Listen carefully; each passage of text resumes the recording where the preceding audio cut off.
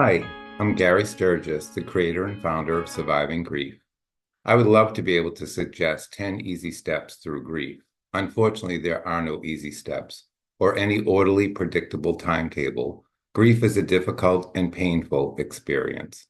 So often, the focus these days is on hope and healing. I've listened to what people say after a tragedy, such as a shooting or the loss of life, and within a short time, we hear the words, the healing has begun. I understand that this is the fondest wish of us all.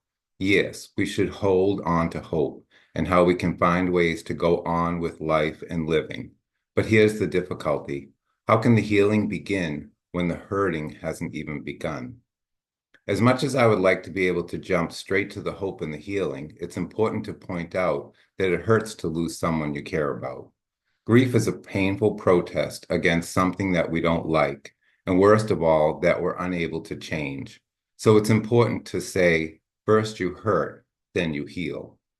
A loss is a very personal matter. Sometimes people ask me, what's the worst kind of loss? Is it worse to lose a spouse or to lose a child? Is it worse to lose someone suddenly and unexpectedly, or more difficult if they die after a long, lingering illness? I always like to reply, regardless of the situation, that the worst kind of loss is yours. There's no such thing as more or less difficult. It's just different. No matter what the situation or circumstances to that grieving person, it feels like the worst thing that could have happened to them. For you, this probably feels like the worst thing that could have happened in the worst possible way and at the worst time.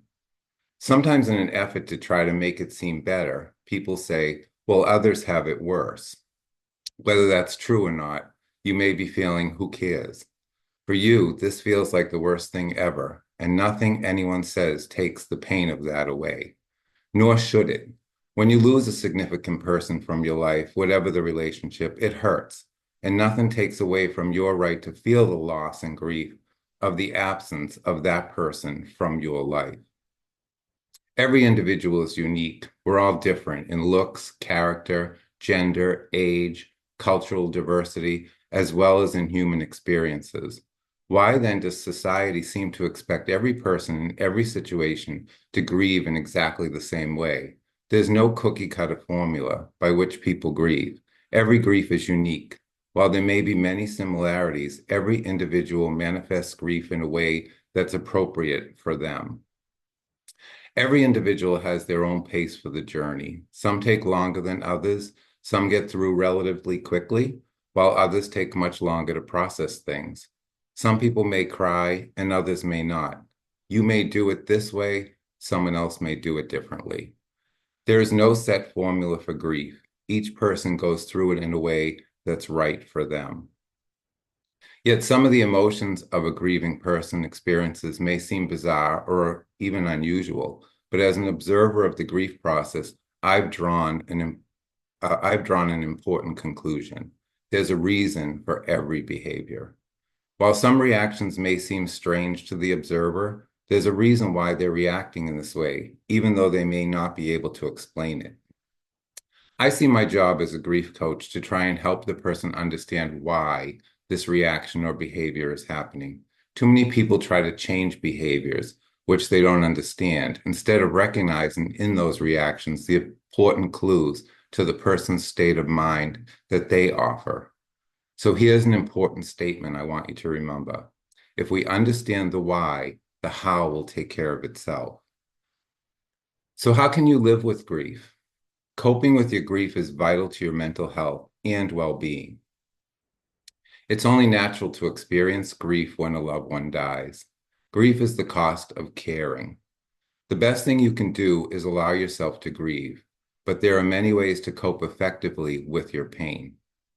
The first one is seek out caring people. Find relatives and friends who can understand your feelings of loss. Join support groups with other people who are experiencing a similar loss as your own. Express your feelings. Tell others how you're feeling. It will help you to work through the grieving process. And most importantly, take care of your health. Maintain regular contact with your family physician and be sure to eat well and get plenty of rest. Be aware of the danger of developing a dependence on medication or alcohol to deal with your grief. Accept that life is for the living. It takes effort to begin to live again in the present and not dwell on the past.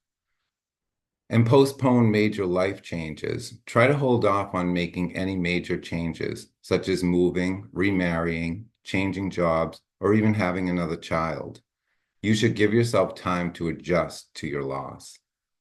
Be patient. It can take months or even years to absorb a major loss and accept your changed life. Seek outside help when necessary. If your grief seems like it's too much to bear, seek professional assistance to help work through your grief. It's a sign of strength, not of weakness, to seek help. Remember, with support, patience, and effort, you will survive grief.